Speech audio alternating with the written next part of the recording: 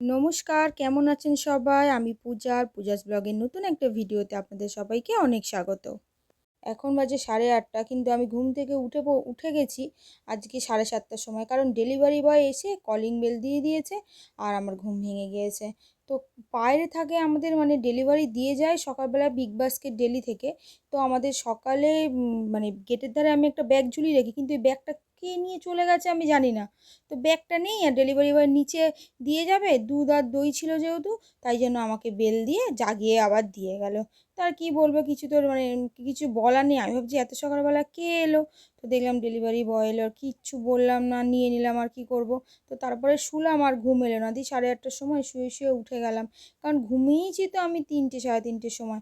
তারপরে যদি একটু ঘুম না হয় শরীরটা খুবই খারাপ লাগে।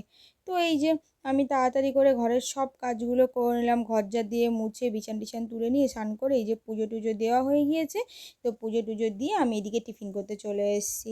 তো তো এই যে টিফিন করতে এসে আজকে আমি চালের গুঁড়ি দিয়ে গোলা রুটি করেছিলাম, আর ওই ঘুগনি ছিল, তো ঘুগনি দিয়ে খেয়ে দিয়ে আর এই যে আমি একটা কাজে বসে গেছি।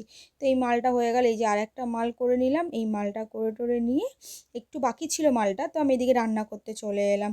তো আজকে রান্না করেছিলাম ওই বাবা পাবদা মাছ আর ওই বাগদা চিংড়ি দিয়ে গেছিলো, তো এই বাগদা চিংড়ি দিয়ে কচুর শাক করেছি, আর এই পাবদা মাছটা ঝাল করেছি। তো এই যে রান্না করতে করতে একটু দই খেয়ে নিলাম।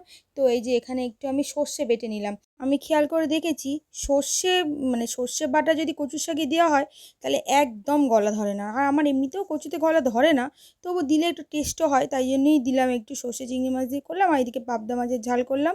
করে খেয়ে দিয়ে যে মালটা ওই করছিলাম ওটা একটু বাকি ছিল, তো ওইটা করে তারপরে আমি 3:30টের দিকে গিয়ে শুয়ে পড়লাম।